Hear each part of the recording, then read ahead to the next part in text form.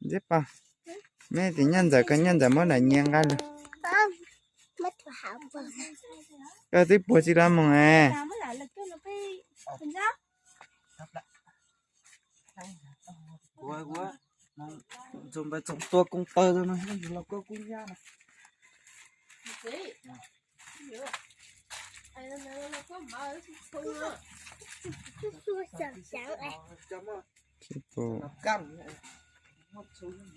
Cái có bùi lần này người nó kẹo ha. Con cho con hát đó. Gì? Hả?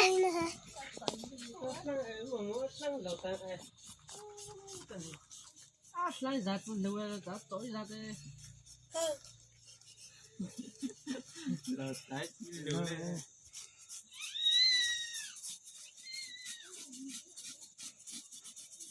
Ôi chị lo chị. Dịp lon rồi đi. Của ha. Yo. Chắc chắn cái tay chứ nữa.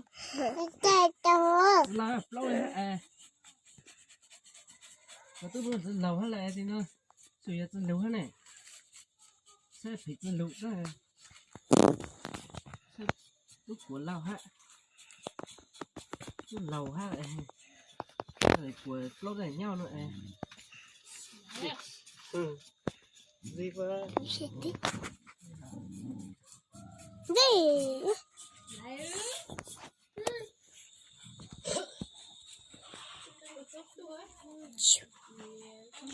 Bà sẽ thấy chỉ là nhất về mấy bà. Nhá bà. Đó cái cha nó này. Tôi để cầm từ sang đây. Sang đây chưa? Cái đồ mình thấy cái đồ. Cái gì đấy cả, tôi hay dùng không? Tôi lâu nhá, nó của tôi lâu ha. Cái gì đấy cả, tôi thêm một tí không? Tôi dùng lại ở đây biết tôi không làm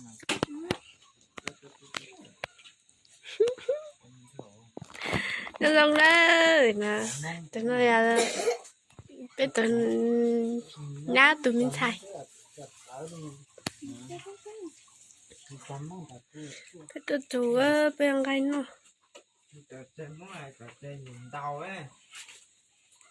Bên mong nhìn nó cứ hả? Mình nó cứ ăn tàu rồi chọn của món nhìn đó. Thật sắp thăm nhìn tàu sắp. Tới chọn tàu mà tới chọn tàu anh chế ha, không phải không chế. Đừng bắt chỉnh cho nó.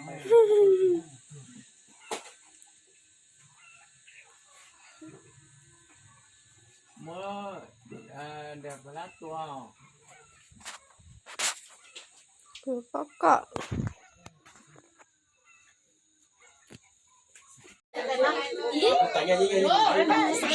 Gì chứ?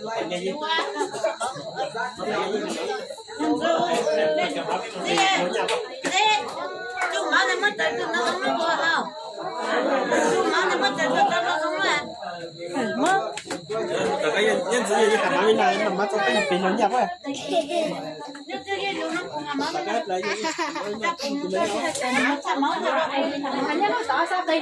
Sao này chuột cho mấy nhôm mẹ ăn tụi tôi cái nhau tụi tôi nó cũng làm mẹ ăn tụi Nó giật gì đó nó sang đi nè.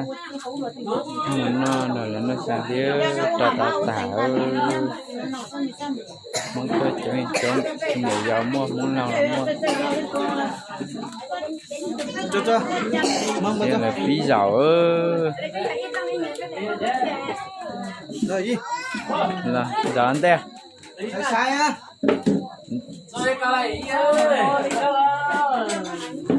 Cho nó bên nơi anh chú mê à. Cái này nó ha. Tụi bé. Thầy mình có chồng mà đúng có sách này cho nó có nghe cho dịch là Sao? Đồng bay đó. Con nó bị chả đồng đúng là gì nhá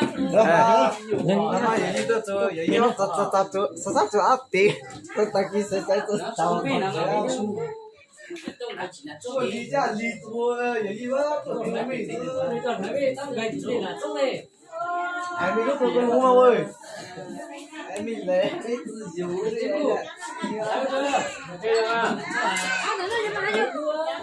để để lo câu muốn đời Thằng nó bây giờ rồi là chụp hết chỉ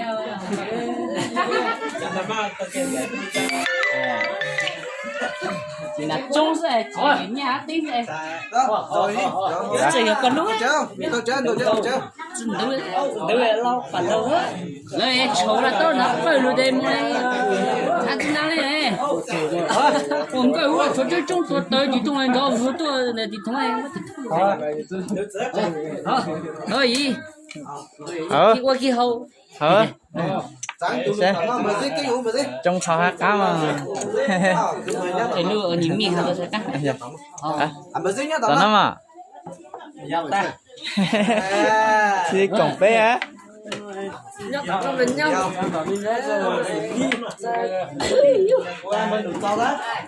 cá lại đi hả thì lưu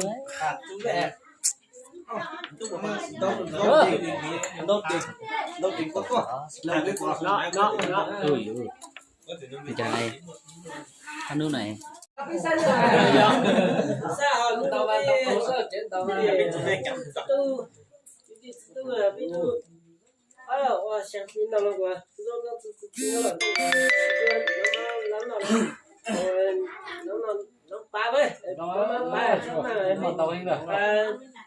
trong nó thì xem gì thì chưa nào là một cái rong rồi ông ơi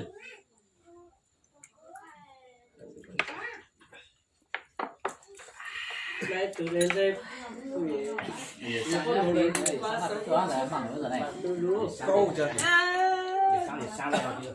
thôi gì sang sơn bao à cái này gì sang nha bây giờ có cái chân nào đi mà chỗ đấy đâu luôn không gì nữa chỗ hai chân ở đây biết đổ bé luôn mất tổ chi chưa để biết đổ bé ra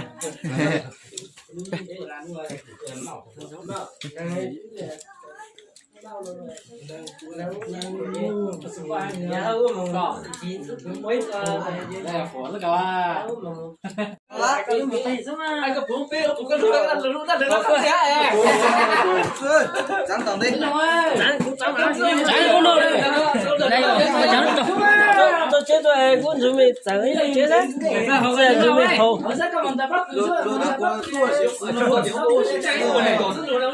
cả luôn luôn sao ăn rồi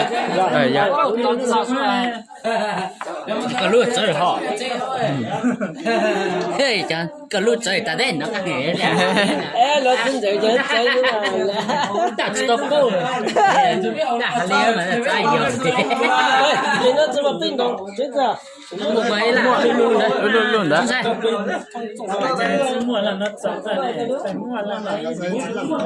cháu à không cháu từ nhà hồi lại cho nó sao các bạn cháu nào mà dùng tôi tìm mình hết mình hồi chẳng mà đi nhà hồi các bạn lúc chung với nhau kia mấy tôi đi cũng miền mà cái miền hát ở này ở đây hủ sữa này bây giờ tôi lên một cái này nó chú mà này trường có lắm đâu nó chơi nó chơi nữa chú rất nhiều miền chú quỳ này đi luôn rồi nó sắp tới rồi hồi luôn bây giờ nó sắp lên ôi ơi cho nên nó cho chó sức với gia nhà nó sắp tới rồi hả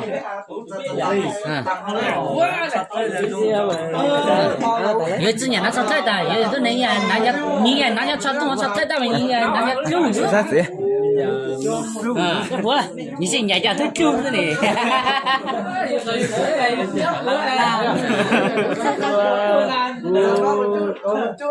我脑子真的我都不相信到，相信我脑啥好，哎呀，说那制度是秦老师比就义务制度。ตัวเราตัวป้าปีกี้เนี่ยยุ่งซ่าสุดๆแต่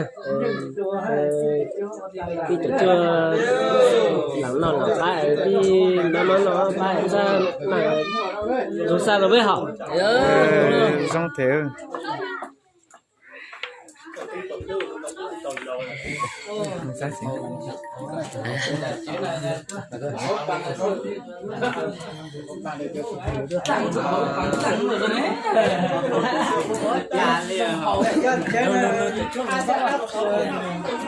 这是我找到卤猪腩爹嘛。